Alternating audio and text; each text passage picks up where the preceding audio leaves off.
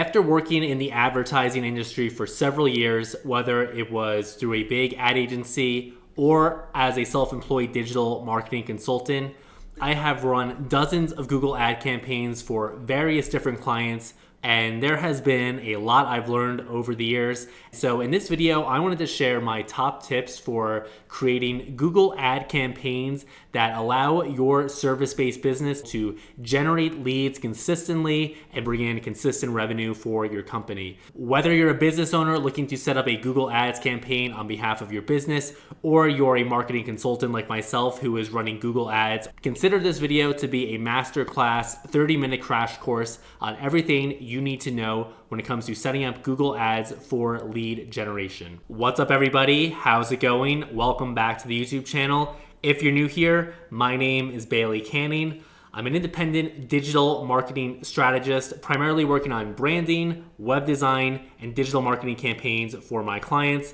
I regularly post here on YouTube videos either of behind the scenes look into my client work, as well as just more info-based topics like the one we're covering today. So if any of that sounds interesting to you, I would love for you to stick around and subscribe. I regularly post here on YouTube videos covering my client work, as well as just more info tutorial-based topics that sometimes pop up, which is the focus of today's video. I have spent a lot of time running Google Ad campaigns. We've had campaigns that have been super successful. We've had campaigns that have been total failures. And of course, as you can imagine, everything else in between. My purpose with today's video is just to summarize my key findings of Google Ads, talking about what businesses can benefit the most from Google Ads in the first place. What does a good campaign structure look like in terms of keywords, ads, and ad groups? What types of campaigns should you be running on Google Ads? How do you set up conversion tracking? How do you review the results of your campaign and make optimizations as needed? All that type of stuff. You can consider this a master class on everything you need to know to run Google Ads that are going to get consistent leads for your service-based clients. So let's get right into it and talk about why you or your business should be running Google Ads in the first place.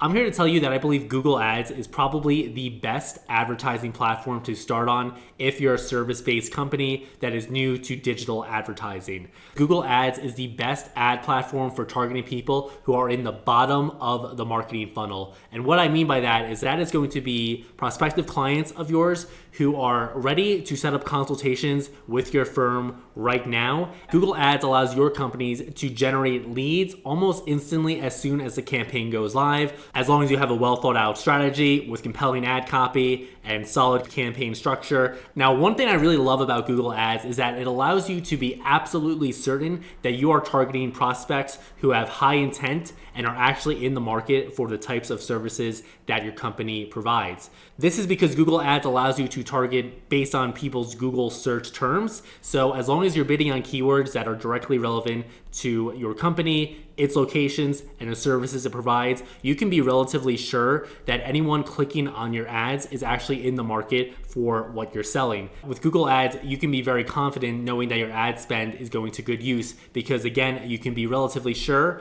that people are going to be actually in the market for your services based on what they're typing into Google. That brings me to another point that I wanted to mention here, which is that with Google Ads, you only ever pay when someone actually clicks on your ad. Compare this to Meta ads where you're paying just to get people to see your ad. On Google Ads, you don't pay a penny if someone sees your ad. You only pay when someone clicks on your ad. Now, this is very important because you can be relatively sure that the money you are spending on these ads is well spent because they wouldn't be clicking on your ad in the first place. The fact that you only need to pay when someone actually clicks on your ads ensures that your ad spend is going to be relatively efficient and you're not going to be wasting a ton of money compared to how you could easily do that on other ad platforms. Another great compelling reason for running Google Ads is the fact that it complements your existing search or SEO strategy. How I would advise you to view search marketing in general is that there's basically two pillars to that. There's going to be the organic side, which is SEO,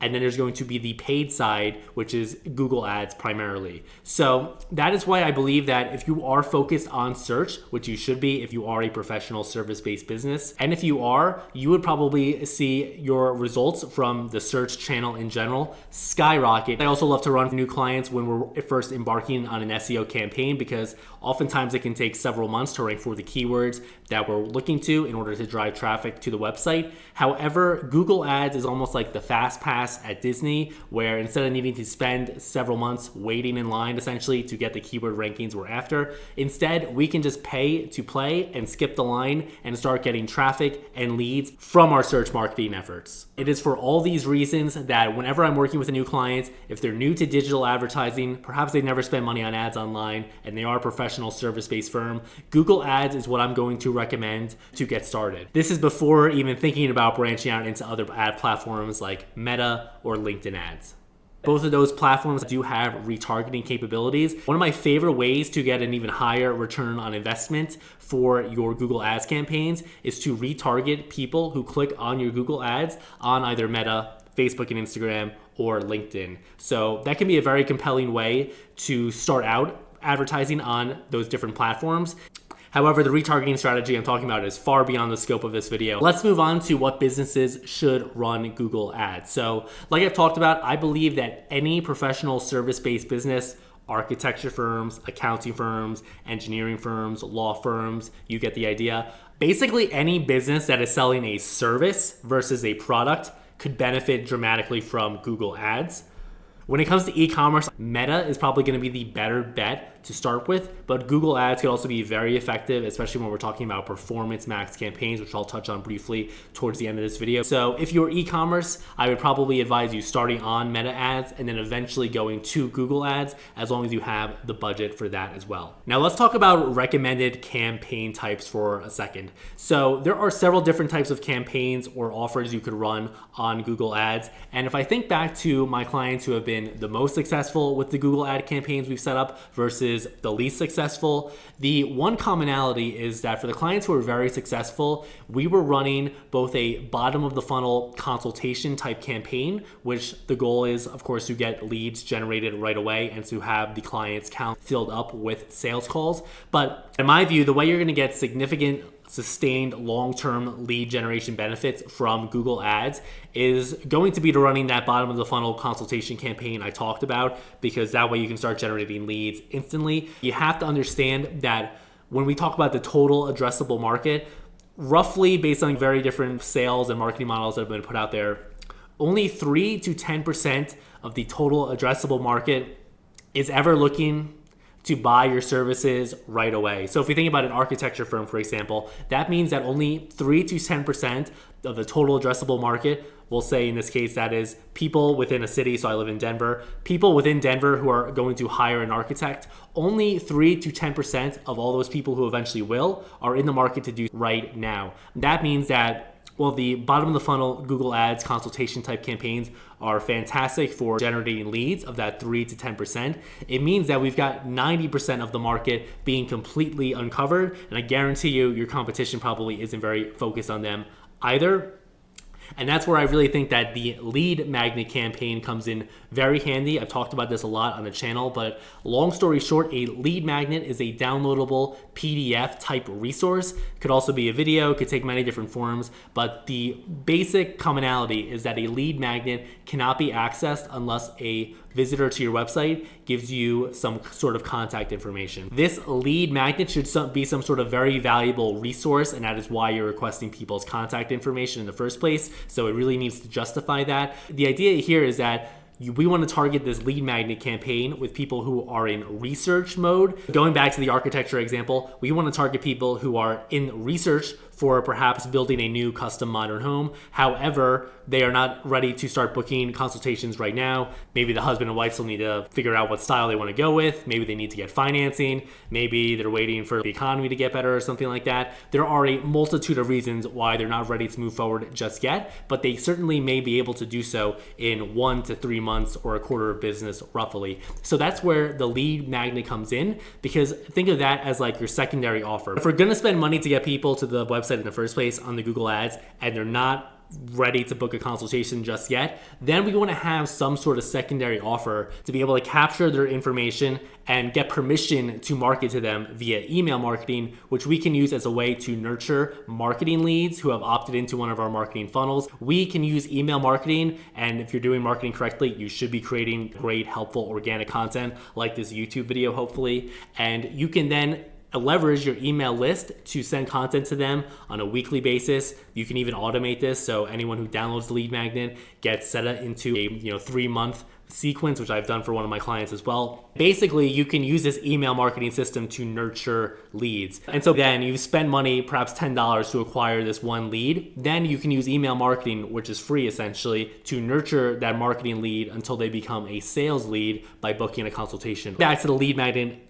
example here, the reason why you want to run ads to this lead magnet offer is because, one, you can target keywords that are going to be directly related to what's in your lead magnet. The only way your lead magnet is ever going to gain traction is that if you're spending money to run ads to it in order to actually generate leads, because you could build the best lead magnet in the world, but if no one knows it exists and they're not visiting the webpage where it's on, then it doesn't matter and it's not going to do any results for your business. So I'm a huge proponent of spending money and running ads directly to the lead magnet. One of my clients have been doing this for the past 2 years or so. We've regularly gotten anywhere between 10 to 20 to even 30 downloads on some of these lead magnets per month directly from the Google ads. And now we're getting, I believe the last count was in Q3 of this past year, we got like 45 qualified marketing project leads for this architecture studio in this example. And this studio has been consistently getting 10, 15, 20 leads per month, and then several more per quarter, of course. With the architecture studio example I bring up, it's important to note that we've been running that Google ads campaign to the lead magnet for years now. And because of that, we've built the email list 1,500 people. And now they're consistently getting anywhere between 15 to 30 leads per month. The third type of campaign I would recommend, and again, I recommend setting up all of these because they all work in tandem. I would set up a competitor conquesting campaign. This is something I was literally just doing for a client this morning. The idea here is that you can bid directly on the top competitors of your business in the local and even national levels. And essentially, you can position your company as a strong alternative. Because let's think about it this way. If someone is searching on Google directly for one of your competitors, you can be relatively confident that they're probably looking to hire that competitor for their services. Because they're in market again, which is what makes these Google ads so effective, you can simply bid on the name of the company, you can get above them in the Google search results, and you can position yourself as a superior alternative, whether that's on cost, service, etc. You get the idea. This gives you another way to get your foot in the door and to have a seat at the table when it comes to having that prospective client of yours looking to hire firms that are providing the type of services that you provide. So I'm a big proponent of these competitor conquesting campaigns because very few people do it. It can be a very efficient way to acquire traffic. And you could potentially steal some business from your competitors, which who wouldn't love to do from time to time. All right, now one big thing in the Google Ads world, you can say, has been Performance Max. This is this new campaign type from Google where basically it is very AI driven, where you essentially give it a ton of assets like videos, photos, provide it with some basic information about your business. And then it's basically going to work to automatically mix and match and find your ideal audience across all of Google's different products like Gmail, YouTube, search. It's honestly similar to Meta ads, except that the advertising is happening on Google's own platforms. This is still like a relatively new feature with Google ads. Honestly, the feature set doesn't seem to be totally there yet compared to the regular search campaigns. When it comes to this, I get a lot of questions about this from prospective clients. I would simply advise that, one, it seems a bit better suited for e-commerce brands as of this moment, and two, it really seems to be best suited for brands that have really big budgets. So basically, if you're a service-based business and you're just getting started with Google Ads, I wouldn't even worry about the Performance Max. It's probably not going to be worth it. I would say that's really only going to be worth it if you're having a lot of success already with Google Ads and you're looking to branch out and perhaps even expand the reach of your ads. But otherwise, you really don't need to worry about it a whole bunch. Real quick, hopefully you've been getting a lot of value out of this video. And at any point, if you're watching, you've been like, honestly, this sounds complicated. Can I just hire you to set up the Google ads? That could be very well a possibility. If you're at all interested in that, the first step would be to set up an intro call with me. There's a link in the description of this video where you can book time directly on my calendar. It's a very casual, no obligation meeting campaign. Long story short, I will take the time to learn more about your business, its competitive landscape, what your current marketing strategy looks like. Based on everything you tell me, I'll help you outline a marketing plan, Google Ads being one part of a broader strategy I'll probably recommend. If you think we'd be a good fit to work together, we can talk about next steps. But the first step is a consultation call. So link in the description if you want to book that meeting with me. And without further ado, let's get back into today's video. Okay, so far it's been a lot of theory, but I wanted to actually leave you with some practical takeaways here. So I'm going to share my screen in a second and run you through setting up a demo campaign from scratch. It's going to be very bare bones and off the cuff here, but I figured this will give me the opportunity to talk about a lot of different key things that go into setting up an effective Google Ads campaign. Things such as ads, keywords, budget, networks, location targeting, etc. So without further ado, let's jump into the screen share. Now we are in the first screen you see when you want to set up a new Google Ads campaign. I'm going to run you through some of the key objectives here. So sales, this is going to be for e-commerce. So if you're a service-based business, which is the focus of this video, ignore it. Basically, if you're a service-based company, you're going to be primarily either here, leads, so that's going to work perfectly for the lead magnet campaign or the consultation campaign like I talked about, or website traffic, which is generally what I'll use for the competitor conquesting campaigns, as well as maybe for a brand awareness campaign. So in this case, let's just imagine we're going to set up a consultation type campaign for, in this case, this is my Google Ads account, so we'll imagine it's my Denver-based marketing agency here. Conversion goals, that's primarily going to be the submit lead forms when you are setting this up for a lead generation campaign. We don't really need to worry about that too much at this point in time. When it comes to the campaign type now, so basically when it comes to the objective, all you need to know is that the Google Ads algorithm is going to be optimizing towards the objective you have. So if your objective is leads, it's going to be trying to get you leads at the lowest cost per click or the lowest conversion rate possible based on what it knows about people browsing Google and their likelihood to actually convert on these ads, versus website traffic. If you were to select that objective, it's going to be trying to get you traffic at the most efficient spend. When it comes to the campaign type itself, again, search is going to be great because that's going to obviously get you right on Google search. I generally select this one for 95% of the campaigns I set up. Performance max, I've covered that already. But again, I really wouldn't focus on that too much or worry about it unless you are an e-commerce brand with significant budget. When it comes to some of these other objectives, shopping is really only going to be relevant if you're in e-commerce. Demand gen, I do not have a whole lot of experience with. This seems to be like a spin-off of Performance Max, so I don't even want to comment on that too much. Video, this is basically how you would set up a YouTube campaign, but that's beyond the scope of this video. Performance Max, like I said, you don't need to worry about that. Display, I am not a huge fan of because I simply just don't think that display is a great category for service-based businesses to be competing on. I think that's a much better play for CPG type companies or any sort of e-commerce type brands. And then select the ways you like to reach your goal. We're doing a lead generation campaign here, so we're going to focus on lead form submissions there. Now we're on to the bidding stage.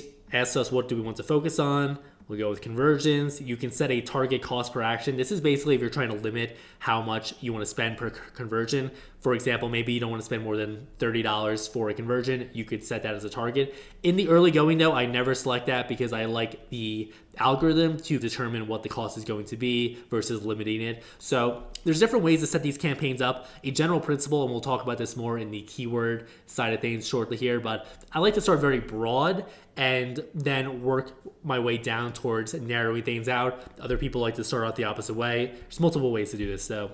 Customer acquisition here, you have this option to select to only optimize the campaign for acquiring new customers. I never select that on. That's a bit more of an e-commerce setting in the first place. Basically, you would be able to focus more on acquiring new customers versus existing customers. But again, I think that's a bit more relevant for e-commerce brands. Going on to the networks, even if it says recommended, I always turn these off because again, this is going to be more like display type ads. I just don't think it's super relevant. And honestly, my experience messes with the data because you'll start to see, if you're running display ads, you'll start to get thousands of impressions on your ads, but it's hard to break that out in the reporting dashboard later. So in my mind, it's really just not worth it at all. A lot of these settings are not great. For example, you can target the entire world by default, which is just a little ridiculous. I like to do radius targeting. For example, if I wanted to select Denver, I usually do for the United States locations the Nielsen category because that basically makes sure everyone in the metro area is covered. But then you can also do the radius around here, And then instead of just targeting like the Denver metro, maybe for some of my clients, like for example, some of my clients who are in Boulder, they might be a little bit more locally based. So we can do 50 miles around Boulder, and you'll see we're able to target this entire radius, which would also include the Denver metro in this case. So that's generally what I would do. We'll just save that for now. It doesn't really matter. This is also something important. So basically you can include presence or interest, people in, regularly in, or who've shown interest in your included locations, recommended versus people in or regularly in. Say, for example, you're a realtor. You probably would want to keep this on because you might be looking to target people with ads who are interested in moving to this location. However, if you're a local business, like you're a mechanic, for example, obviously you're not going to get people flying across the country for your services. So you would want to have this on because this is basically going to exclude people who are not actually in the location, even if they're searching for it. You can target by language here. We're just going to keep that to English. Audience segments, you can add this as well. It's a little bit hit or miss in my experience. I generally will target this off as it recommends essentially here in the Google Ads optimization, which I'll be covering shortly. If this were to become relevant, if it actually thinks that you would benefit from targeting these sub-demographics, then I would turn it on maybe after reviewing a bit more.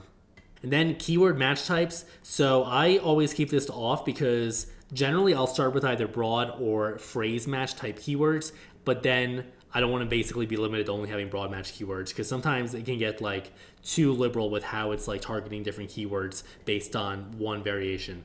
And then I usually put this on actually because sometimes when we're talking about like dynamic search ads, this can be helpful. So I leave this on, but it's not a huge deal either way. And then I always set the end ads to have no end date and to run all day essentially.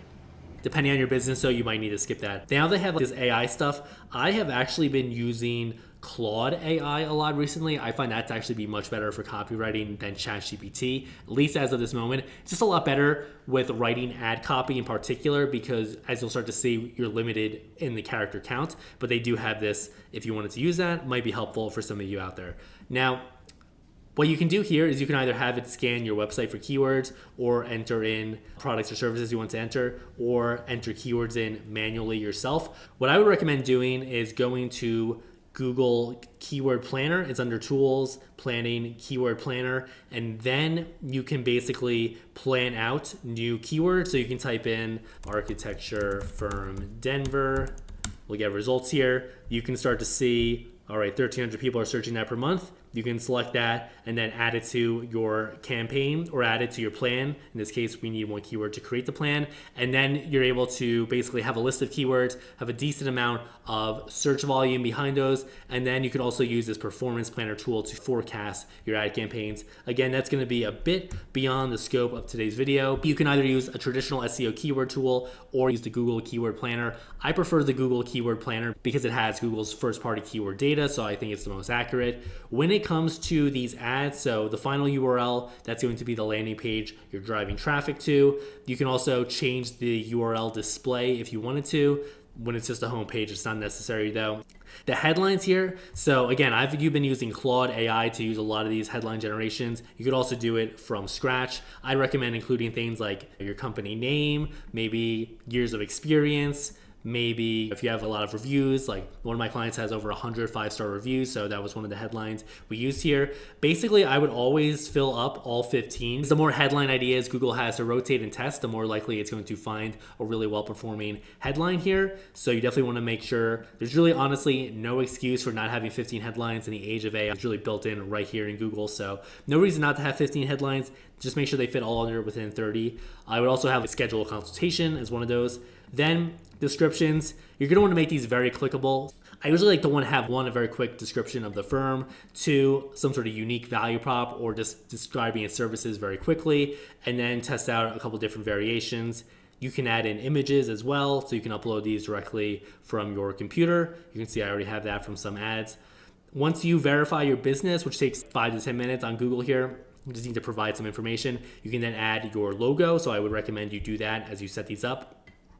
Site links basically allow you to have these little links on your ad that direct to different areas of your website in case they actually don't want to click directly on the ad. So I like to, for a lot of my clients, add the About page, the FAQ page if we have one, the portfolio page if people want to check out their work right away, the consultation page directly. It's just a way to get people to check out different areas of your website if perhaps you're more interested in that. And then call outs as well. Going to be just things you can add for like services, for example, or value propositions. You can see I have a bunch right here from past ads I've run for my business. Then there's some more things here. So you can add calls. I would always recommend you add calls, even if you're not interested in fielding calls, because they make your ads bigger, which is going to improve the click-through rate, prices, promotions. A lot of this is pretty self-explanatory, but this is basically what it looks like to set up a campaign. Then when it comes to budget, so it works on a daily basis. So for example, if you wanted to spend $300 a month, that'd be roughly $10 a day. Hopefully this has still been helpful because I'm not really setting up a campaign here, but that is basically how you would then set up a campaign. Now, if I go into one of my past campaigns, so we'll just stick in this ad group because I don't want to show off a ton of client information. You can see here that this was one of the lead magnets I was running directly to architecture clients I was prospecting.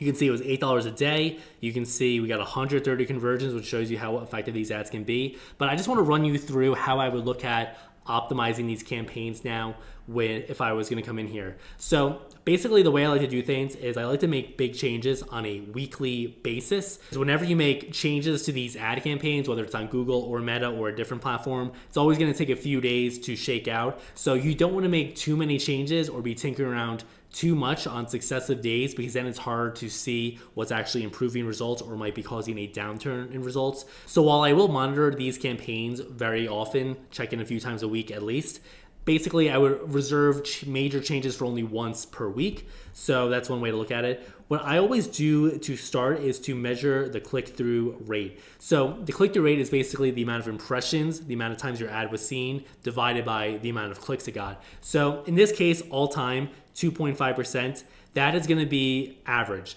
The average depends on industry, but overall, the average is between 2 to 3%. So if you're above 3%, you're killing it. Some of my clients are at like 4 or 5, 6% even. So this is the leading indicator I would use for optimizing these ad campaigns, because if your click-through rate is between 2 to 3%, it's average, you need to work on improving your ad copy so that it's more compelling, so that people click to the ad. Now, if your click-through rate is very good, but you don't have a bunch of conversions like we eventually got to here on this lead magnet campaign, then you're going to want to focus more on the landing page you're driving traffic to itself, because that means that while your ads are resonating because people are clicking on them, ultimately, for some reason, they're not converting. Then you would want to focus on optimizing the landing page, following basic CRO best practices to be able to get more conversions that way. When it comes to cost per click, a lot of this is out of your control. It comes down to your industry and how competitive it is in terms of advertising on Google. One thing I can tell you is that you definitely want to be, again, it depends on your industry and how much you're selling your services for, because if you're an architecture firm and your average project is $100,000, do you really care if like you got to spend $100 per click if you're getting like 5 high quality leads per month? Probably not. But in this case, what I would recommend doing, which is something I've done for one of my clients recently, is building out separate ad groups, all driving to specific landing pages, because that is going to lower your cost per click. And then your cost, there's not a whole lot you can do, obviously, other than to adjust your budgets per day. One thing you definitely want to have here is conversion tracking set up. And basically what conversion tracking allows you to do is once you are actually measuring the conversions here, you're going to be able to see what is your conversion rate. 17% roughly there is pretty high, I will not lie. Cost per conversion, very helpful. So $15, that's pretty solid, I would say. And then conversion value, that's going to be a bit more if you're like a e-commerce brand, because it measures what people ultimately spent. But actual ROAS, 7%, that's pretty solid as well. Let me touch on conversion tracking real quick. So I'm going to show you what it looks like from start to finish here. If we want to set up conversion tracking, the way I generally like to do this is to have it measured based on people going to a consultation page after filling out some sort of form. What I always use is Google Tag Manager. We're going to want to do this manually. So we're doing a lead in this case. So we're going to say submit lead form. I usually just do submit form consultation. If you're a service-based business, I always put $1 per conversion value, because you probably can't measure how much it's going to be anyway until they actually sign a proposal, and you're not going to know that for a while. When it comes to counting conversions, I do every conversion here. Click-through window, I like to do 90 days personally, because sometimes the sales cycle can be very long. Engaged view conversion, this isn't really too important in my view, because it basically is if someone is looking at a video, but we're not even running video ads, so 3 days is fine. And then data driven, I believe that's like the only model they essentially give you other than last click. So once you do that, we will hit done. All right, we'll hit done. We'll hit save and continue. Now it's going to give us instructions. So I recommend using Google Tag Manager. So in the last screen, we set up the conversion tracking within Google Ads, but then we still have one last step to do, and that is going to be to set it up through Google Tag Manager, which I believe is just the best way to manage all the different tags and scripts running on your website, and it's totally free. So what you're going to do is go to tags, and I already have it filled out. So basically the way it works here is, here's the conversion. So you're also going to need a conversion ads linker. But again, it's beyond the scope of this video, but very simple to set up as well. Just note that goes along with whatever specific conversion tracking tag you're setting up. This is for the lead magnet campaign I was running in the past. You'll see it gives you a conversion ID and conversion label once you finish setting up the conversion tracking within Google Ads. You just need to select this as the tag you're setting up, and then copy and paste in the ID and label. And then we're gonna go to the triggering. Again, like I said, I basically set it up so that it only fires on this page, this thank you page. And the way you're going to want to do it is set it up as page view, this trigger, and then have it set to page path, contains, and then the slug after the domain. That, in my view, is the most effective way to test out the conversion tracking method. And then worth noting, you can also preview if the tag is working. So if I were to go to that page, basically what it does, I'm not going to do it here, but you can type in the page you're looking to track, and then you can see if it's actually running. All right, guys, so that is the video for today. I hope you got a ton of value out of it, and I hope whether you're completely brand new to Google Ads and you're just getting started with it, or you're a Google Ads pro that's been running campaigns for clients, or maybe even your own business for a while, I hope either way you still were able to learn a lot of insights that are going to make your Google ad campaigns a lot more effective going forward. Like I said at the start of the video, I would really appreciate it if you subscribe, so that way you never miss the videos I'm putting out all about branding, web design, digital marketing, that sort of stuff. And also, if you are looking for my help with your overall marketing strategy, then definitely feel free to book a consultation call. Link in the description. You can book time directly on my calendar. Would love to chat with you and learn a bit more about your company. Without further ado, take it easy. I'll see you in the next one.